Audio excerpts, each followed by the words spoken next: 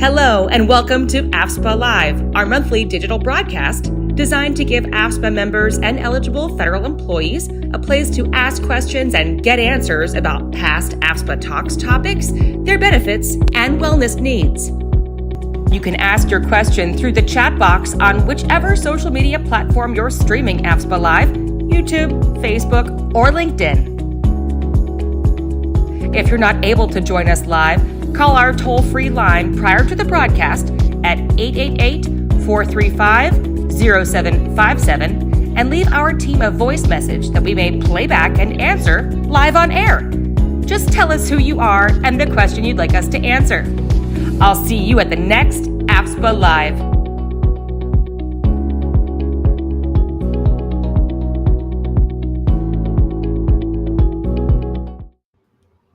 Hi, everyone.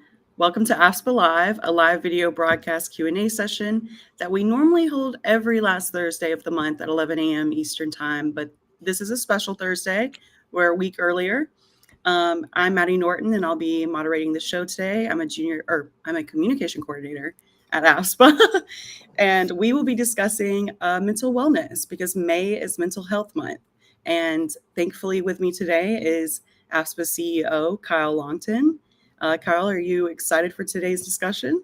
I am. I love it when we can talk about this topic and bring information and resources to our members. So I am grateful. Thanks for putting things together. And I know we've gotten some questions ahead of time. We don't have a guest today.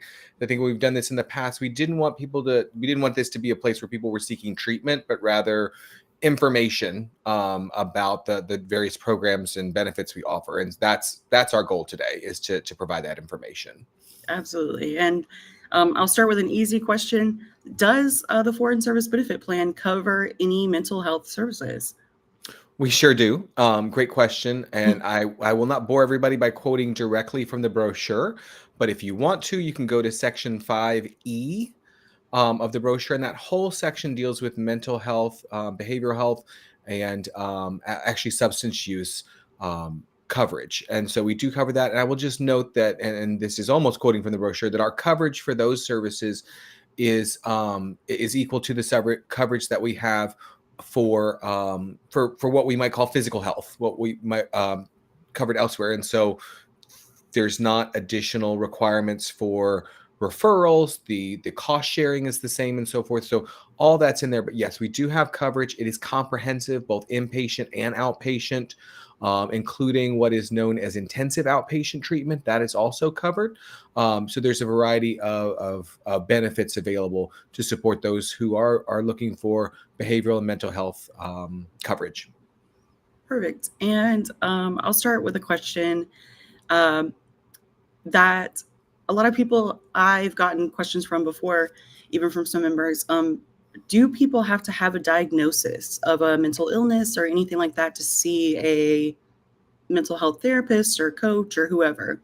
Sure. So I'll focus on the treatment side. So the mental health, the therapy, whether that's with a licensed clinical social worker, sometimes called licensed individual social worker, depending on the state, a psychiatrist, a psychologist, and anything in between, master's level counselor, whatever it may be. In that case, if you're asking if you have to have a diagnosis, you don't have to go to your primary care doctor or another provider and they say, look, we think you have a diagnosis of anxiety or depression or whatever. We're referring you to a mental or behavioral health specialist. You can make an appointment directly with a counselor or psychologist, and seek care from them. They will, when they submit the claim or provide you the documentation for to submit the claim, be able to provide that information if they're stateside. If you're overseas and submitting a claim from a mental health professional, when you submit that claim, we do need a little bit of information. It can't just be therapy visit. We would need to know, went to a therapist because of feelings of depression or anxiety.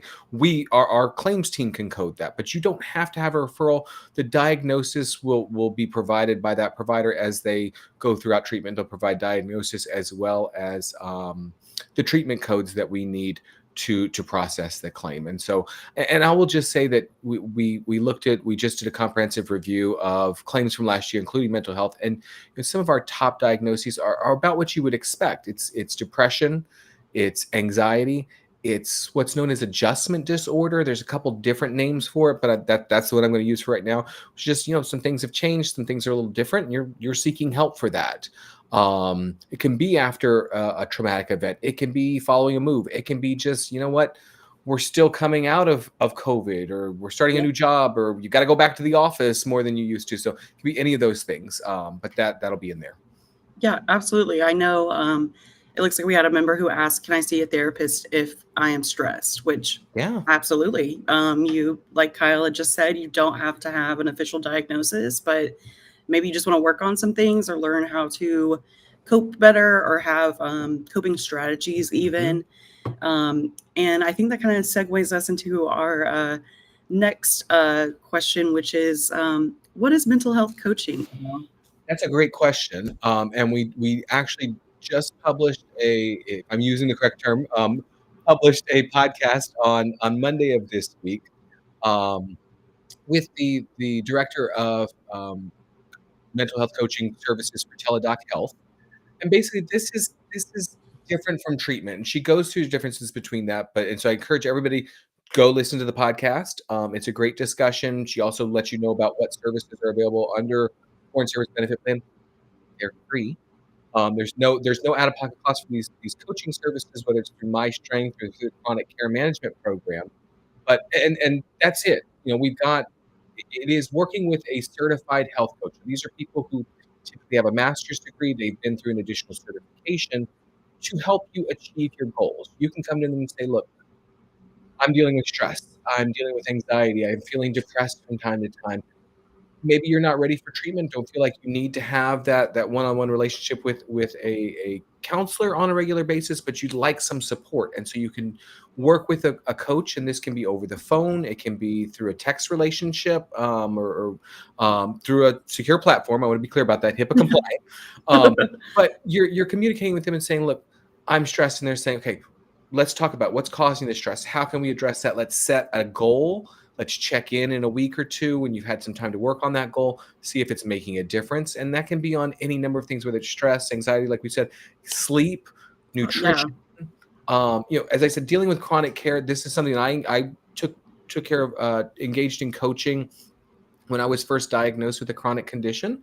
It was incredibly helpful because you're trying to manage all these new things for your physical health, but you're also your brain's trying to catch up and your feelings are trying to catch up with, this is a big change. Does it mean that doors are shut to me, or I have to, I can never eat X again, or I can never do this activity again? And it was incredibly helpful just to have somebody a health coach on the chronic care management. They got special training on the various conditions we're talking about. For me, it was diabetes management, and to talk through, no, look, you're on medication now. Your eyesight's going to come back better than it is right this moment, and so forth. So they are there to offer their expertise and to support you in setting and achieving health-related goals. Absolutely. And I think Jennifer, our guest on the podcast, said it's about the future, about making goals for the future. Whereas with treatment, you may be going back into your past to explore things, to explain how you're feeling now. Correct. And you can always find that episode either where you're watching on YouTube, at AFSPA Cares is our channel, or afspatalks.buzzsprout.com or afspa.org/podcast. Those are all places you can find the podcast, and I highly recommend it. I feel like me and Kyle both learned so much from Jennifer, just about the different options, mental and physical, and how they both are intertwined. And I think that's something that society has learned, especially since COVID, how those two things are correlated, and it's always okay to ask for help. And like Kyle said, with adjustment, I think you said adjustment disorder or syndrome, right. And it would be completely understandable if you're still, like you said, dealing with like the effects of COVID, because that was a crazy world event, and just trying to understand all of that and everything like that is completely understandable. All right, and it looks like we have a question from a member on YouTube, and they have asked, family members need to be enrolled to receive mental health treatment under the insurance?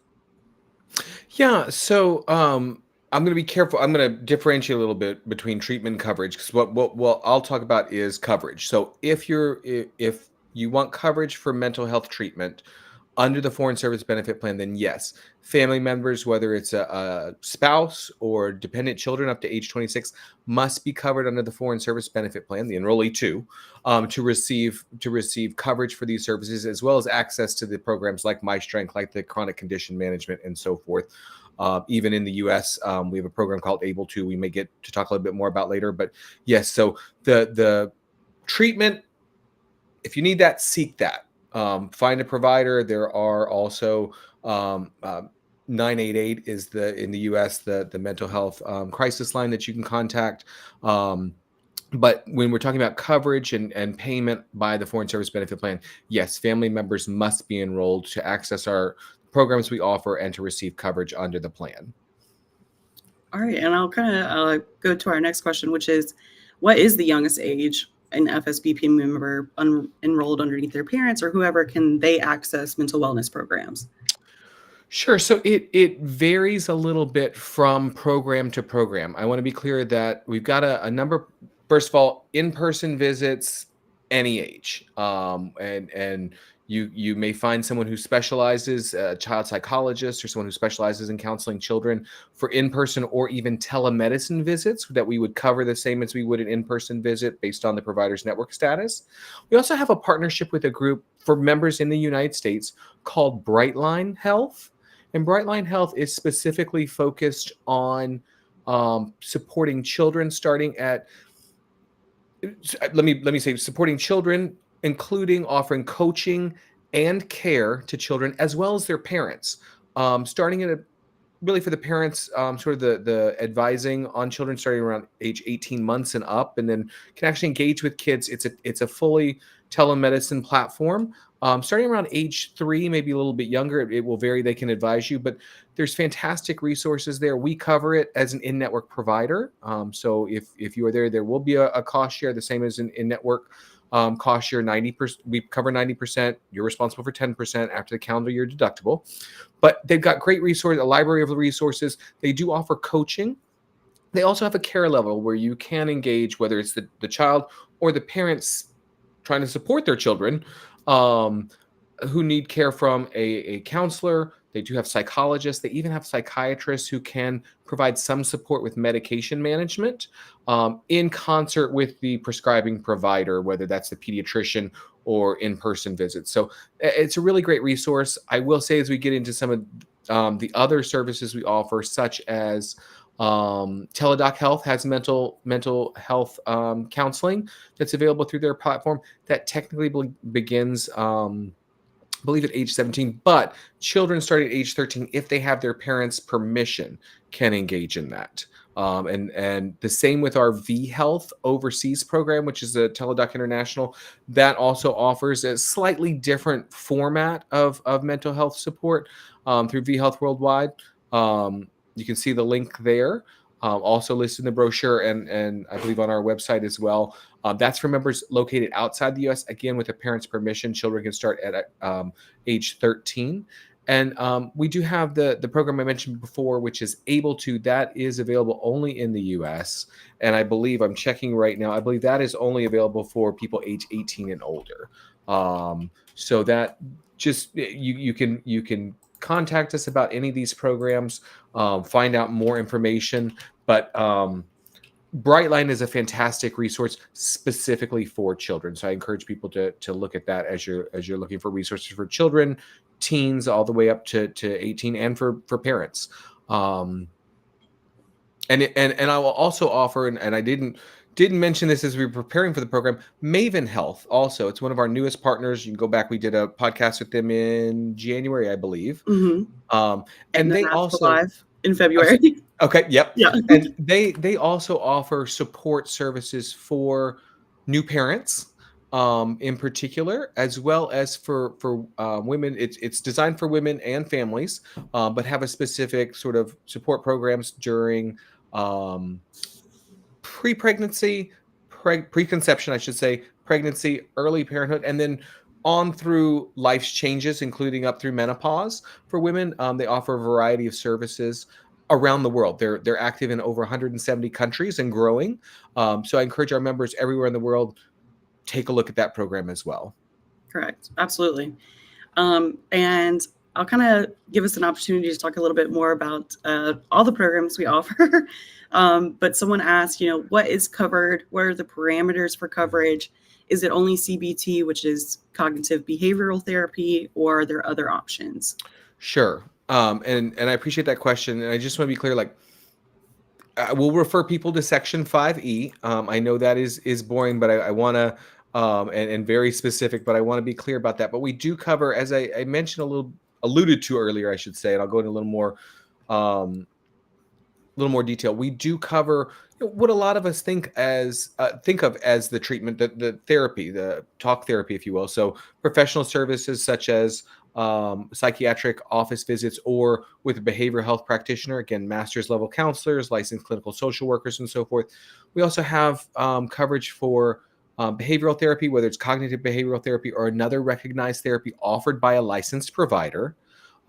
This includes telemedicine consultations.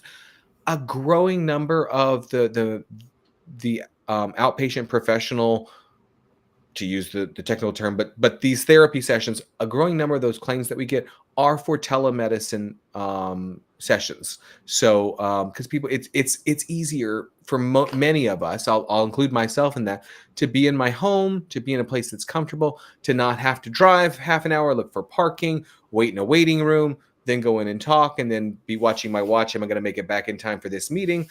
Actually, yes, I am, because it's just the next one on the calendar, and I just have to click a link. So there are a lot of options. We do cover the telemedicine. In terms of parameters for coverage, this goes back to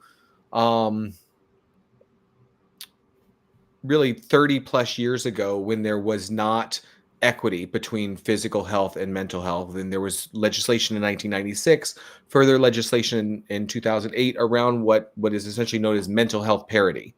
And so we don't have additional barriers in place for you to see a mental health specialist. There are not barriers. You don't have to get a referral. You don't have to get prior approval for these outpatient services. If we're talking inpatient and so forth, there are specifics in the brochure about any inpatient hospitalization is subject to prior approval, or in the U.S., overseas, we do reserve the right to request medical records to substantiate to prove, I should say, medical necessity for an inpatient service. But it's no different than you would face for a visit to an endocrinologist or a cardiologist, or inpatient surgery for knee or hip replacement or anything like that.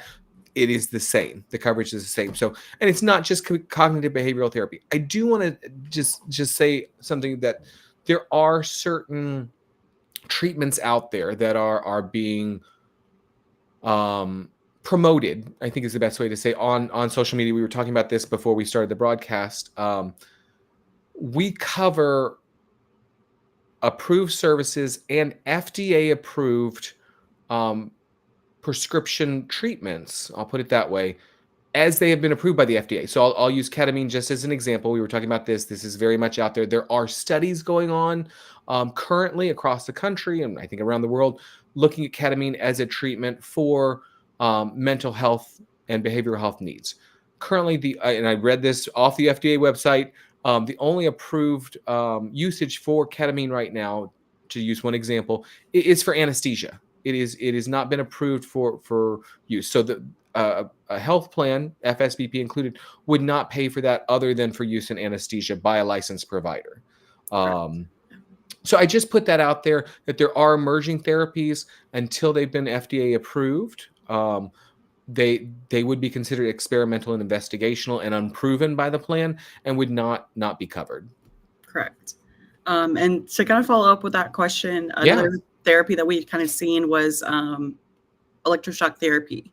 And I know you did some research to see Yeah. if this was approved, and yeah. Right. Is So it? we would say electroshock, electroconvulsive therapy, those are out there. These have been looked at. This is not typically a first line treatment.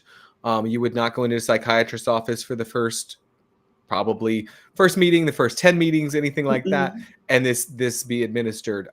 This would be subject to prior approval. The Our clinical team can walk through what's required for that approval. They can work with your provider on that. So it is worth, if you are at that place and your provider is recommending this treatment, please have the provider or yourself reach out to our clinical team for the necessary discussions and approval.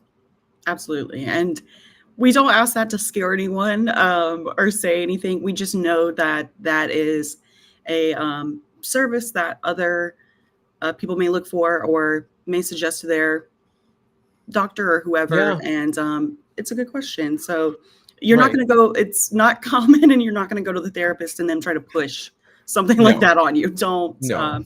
we don't want to scare anyone away, but Right. um, And actually, if I may, this also gives an organic opportunity to mention our clinical support team of care managers that are dedicated just to foreign service benefit plan.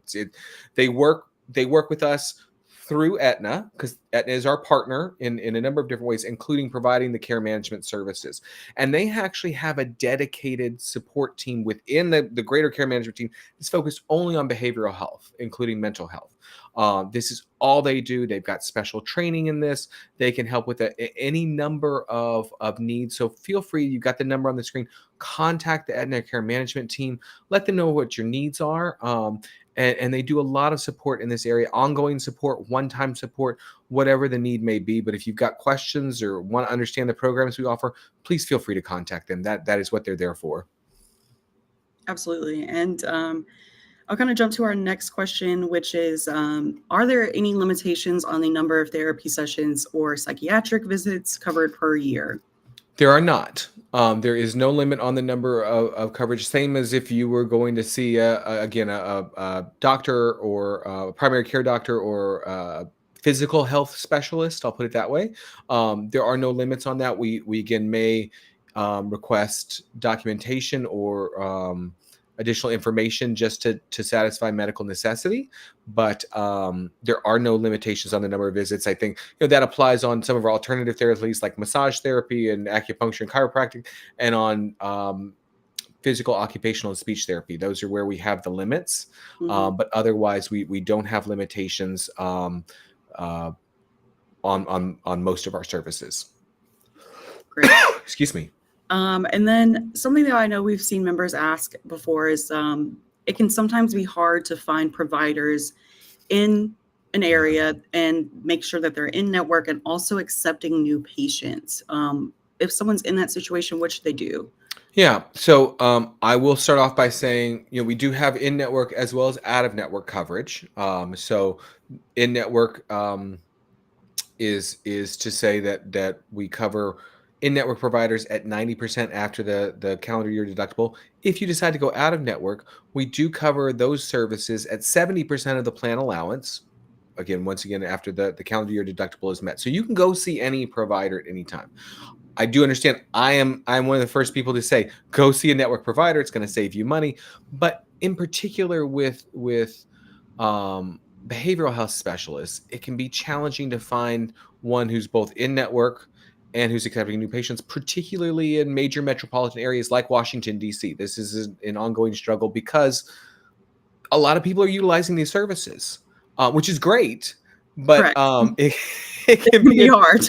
it can be a challenge. And so I would encourage you, go on the provider search tool that we offer. You can go on there, search by you can search by your zip code as well as for what you're looking for, and extend your search area. I think it starts out with a 25-mile radius. You can go bigger than that because there's also an option within the search tool and in the filters where you can select telemedicine, that the providers engage in telemedicine, and as long as they're comfortable treating you, as long as they're licensed in the state where you're located, or there's an agreement between the states for that licensure, they can provide that treatment. They may be comfortable saying, look, you're just over, I'm licensed in Virginia, you're just in DC, I'll treat you. That is up to them. We'll pay for it. But I would say extend that search area, see who's out there. If you're having trouble, contact us. If you find a provider, their network status is changing, contact us. We should alert you if we know that their status is changing. But also encourage you to explore some of the other services that we offer, particularly, again, if it's for children or adolescents or parental support, Brightline. We're also looking at, if you're in the U.S., Teladoc Health. They do have a mental health they talked about the coaching earlier, but actually treatment through Teladoc Health. You can go on the website there. You can also register through the Teladoc Health app and put your information, and you can make scheduled appointments with behavioral health, mental health specialists. Teladoc has traditionally been, as at least when we first started with them in 2020, I'm got a sore throat and earache, something like that. Let me do a quick virtual visit, see if they think I need to go to the emergency room or something, or can write me a prescription. And we're doing. There's also a mental health, and has been since we launched the partnership, option there. Again, you can schedule appointments, you can do ongoing meetings with people. It's not going to be an immediate interaction typically with a behavioral health or mental health specialist, but you can schedule that. You can go on, and guess what? It's at $0 for the member. That is covered at 100% through those Teladoc, through the Teladoc platform, as well as vHealth overseas. So I would encourage you to look at that, because they can work with you. You can find somebody. You can work their schedule, your schedule, and it's all virtual. And so it's a lot easier to do. Absolutely. And just a question I know I've had before. What if I don't, not that I don't like, but I am not like vibing with a current therapist that I meet with? Is there any charge for seeking a new one or wanting to see another one? So no, there's not. If whether that's in person or whether that's through Teladoc or even Brightline, you can make those switches. With Teladoc, you might just say, hey, this isn't working, I'm going to look for another provider. Or same with Brightline, ask them to help connect you with somebody else who might be a better fit. And in person, absolutely, you can just make that change. There's not a requirement that look, we're not going to pay for another provider unless you go through 5 visits with this one. If it doesn't work, it doesn't work. And it's important, particularly in a therapist relationship, to find that connection that works, where you can have those open and honest conversations. Otherwise, you may not get that much out of the therapy. So please, do look for that. What I will say is there's not a cost, there's not a requirement for us. What you may find is that you are sort of starting over in some cases. So there's your time and effort in that way. But if it results in a better relationship, then it's great. Absolutely. And just in case we haven't stated it before, what is the difference between Teladoc Health and vHealth? And why do we use those interchangeably? Oceans. Yep. Correct. And the Rio Grande and the longest. No, I'm kidding. Basically, so Teladoc Health is an international company. They've got presence in a number of different countries, but we'll talk about them as Teladoc Health is available in the U.S. and through them we offer, as I said, general medicine, sort of those acute visits, mental health. We offer the Livongo services, now part of Teladoc Chronic Care Management. Also visits with dermatologists and nutritionists, all available at no cost to members. If you're outside the United States, even if you're just traveling and you find that you need support, or if you're living overseas, that's where you go to vHealth. That is a Teladoc international service offered in partnership with Foreign Service Benefit Plan. They offer general medicine consultations. It's not really treatment everywhere. They can't necessarily do a prescription for you overseas like you could get with Teladoc Health. But they can say, hey, your symptoms sound like food poisoning or allergies or something like that, and advise you to go to the pharmacy or the emergency room or whatever may be necessary. We also offer, then there is a mental health counseling program available overseas through vHealth. And again, that is specifically overseas, outside the United States.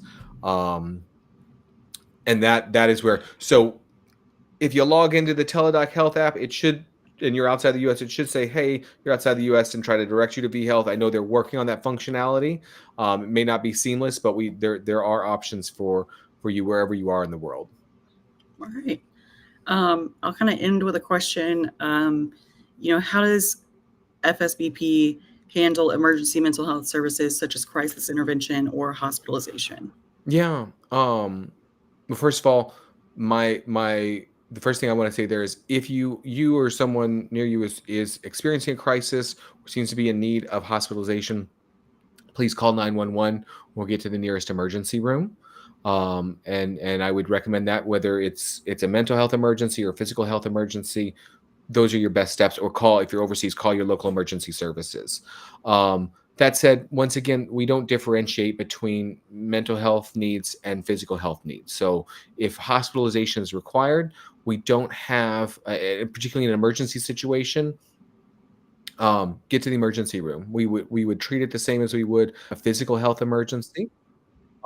If you are then admitted inpatient in the U.S., the provider will work with us to provide the necessary information for the prior approval that isn't technically required prior to emergency situations, but within a 2 to 3 business days typically. But those services again are covered, including its ongoing inpatient therapy if it results in discharge, but order for continued outpatient therapy, whether that's intensive outpatient therapy as it's known, or a step down form. We would cover those per the terms of the brochure. In network, out of network, those benefits apply. But I just want to encourage people, if you need services, get them. Absolutely. Get it. We've written blogs before about how stress can impact your heart. And, we've stated multiple times, even Kyle mentioned, there's mental health and physical health are connected.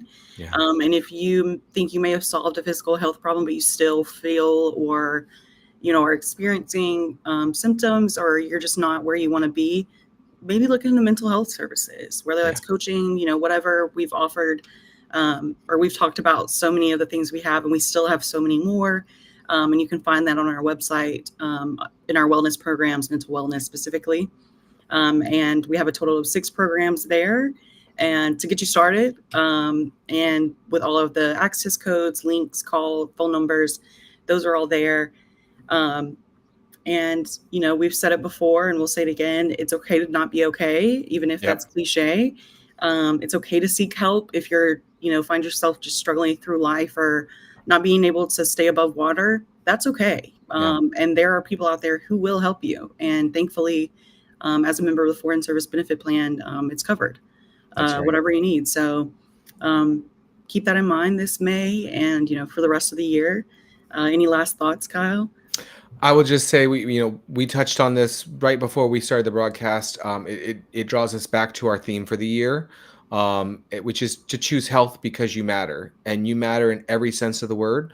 I'll simply add that between the onset of symptoms for a mental health need and when people actually seek care, the average is 11 years, because we are trained to typically, I shouldn't say trained to, but oftentimes we discount our own feelings. We think it's not that serious. I can manage it. Everybody feels stress. Everybody feels a little anxious sometimes. It's 11 years. Mm-hmm. Don't delay. We've got a number of programs in place. Even if it's just you want a little help, go to My Strength. It's self-directed. It's online. You can engage with it around the world starting at age 13, whenever you want, for a variety of needs. So please don't delay. Please seek the care. Choose yourself. Choose health. Absolutely. And like we've said before, if you're having a mental health crisis, the number is 988, or call 911, like Kyle said previously. We have so many episodes on our podcast about mental health where you can seek care. If you want to learn more about certain programs, definitely check out that. Otherwise, we will see you on the last Thursday of June at 11 a.m. Eastern Time. Thank you for joining us. Our broadcast. Join us again the last Thursday of every month at 11 a.m. Eastern. Also, don't forget to look for AFSPA Cares on all of our social media channels: YouTube, Instagram, Facebook, and